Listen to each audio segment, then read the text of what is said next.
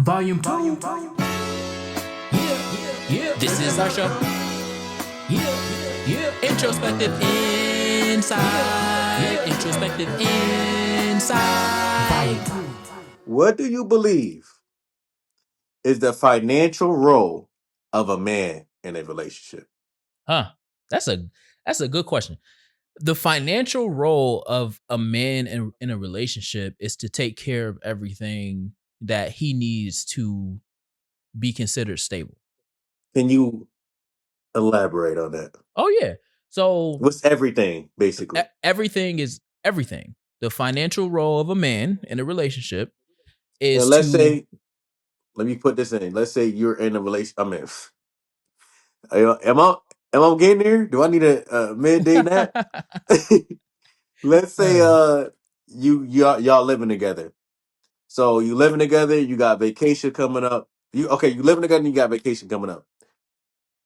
What's your responsibility? What's the man's responsibility? Yeah. So unpopular opinion. I don't believe in 50-50.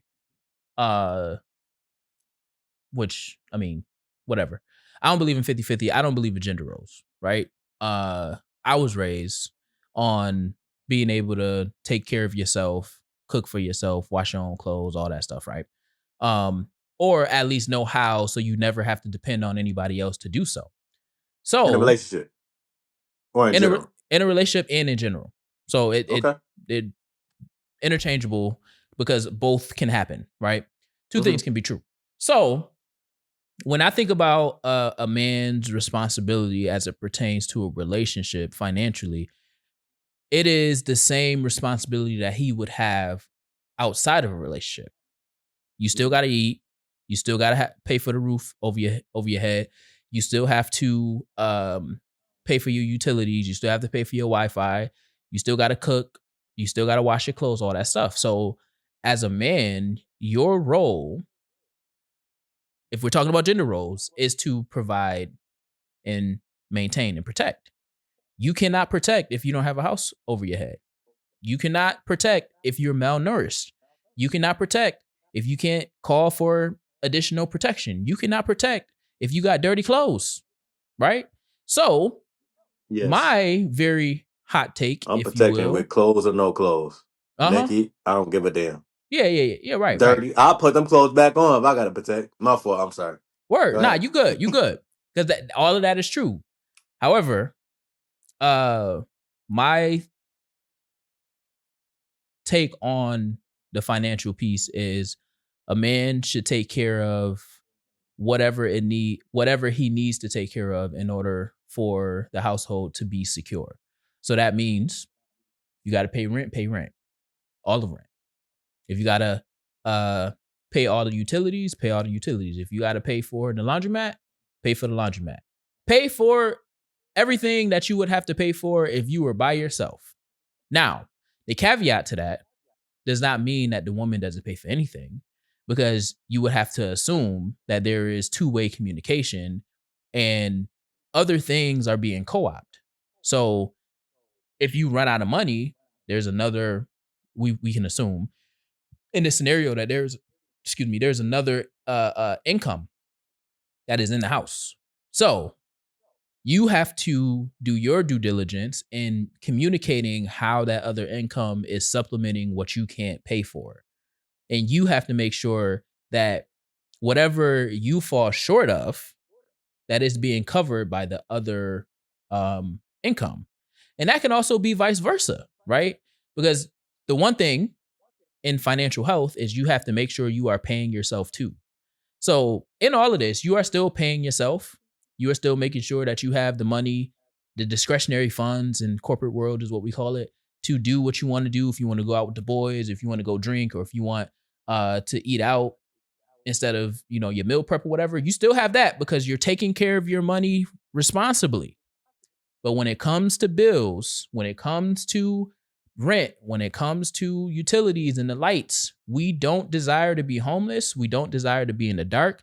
And we desire to make sure that we can take care of our basic needs. There should never be a debate on who pays for that, because we all need that. Pay for it, and then you negotiate and you talk about how we're dealing with or paying with all of the fun stuff. So if we're going on a trip, we're making sure that the money and the lights and stuff stays on. So when we get back, we can continue process life as usual. So that's my answer. The man take cares of what he would have anyway, what he would have had to take care of anyway, whether he was in a relationship or not. Because once you get into that, you pay for this and you pay for that and you pay for this and you pay for that. That's how most relationships start to break down. Because as soon as they don't pay their half of whatever, now you feeling some type of way because you feel like your money got to pay for their half for something that you are using just as much, if not more. And none of us know how to count joules, joules and meaning like electricity. We don't know how to count wattage and things of that nature, and don't know. None of us know. None of us know how much wattage we're using. If I leave the light on a little bit longer than you leave the light on, now I got to pay a little bit more. Nah. At the end of the day, pay what you owe to the system, and then we gotta have fun together. That's what I got. Hey, one more thing. What you saying that? Mm-hmm. I asked this question to somebody else. They said they'll get a house account. A house account, like where you put the bill money in. Yes. I think that works. I think it's more of a bill account. Bill account, house account. Yeah. I mean, I So, won't and call it one a more house account, thing. but What about vacation? I think it depends. I think that one a little bit depends because that's not a necessity. So I think that more so depends on scheduling and planning. Mhm. Because we don't make the same amount of money. Nobody makes the same amount of money.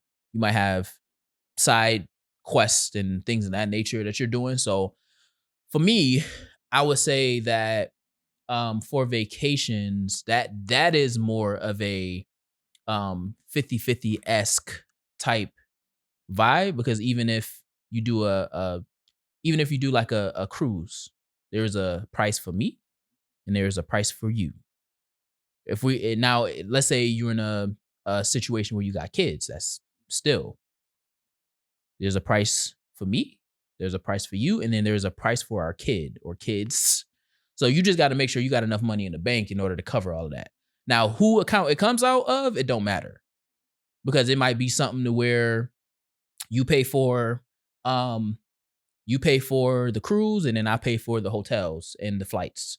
It's gonna level out to be the same thing. And if we got this, to your point, if we have the house account or the bill account, all of that is good. So then we'll have the travel account, and in that theory, the vacation money coming out of the vacation fund anyway. So I think that one, if you're not that solidified, that'll fall more in the 50-50 type situation, with a little bit of caveats or asterisks next to some of the expenses. But at the end of the day, if we're going together, at the end of all of it got to get paid.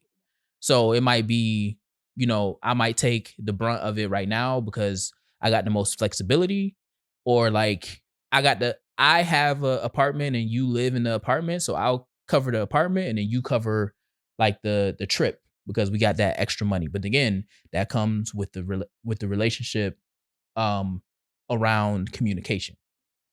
Only thing I'll say is that I'd agree with you until a certain point. A certain point is yes, I'm already taking care of my shit. You already take care of your shit. Mm-hmm. You live in your own apartment. I live in mine. Okay, now we move in together. Mm-hmm. For one, this got to go on somebody's name, right? Rather it's mine or yours. Or both. I don't see, or both. I don't. If it's both, that's even better. I don't see a problem with um splitting it. See you soon. Yeah. Come back next week. Yeah. Introspective inside. Introspective inside.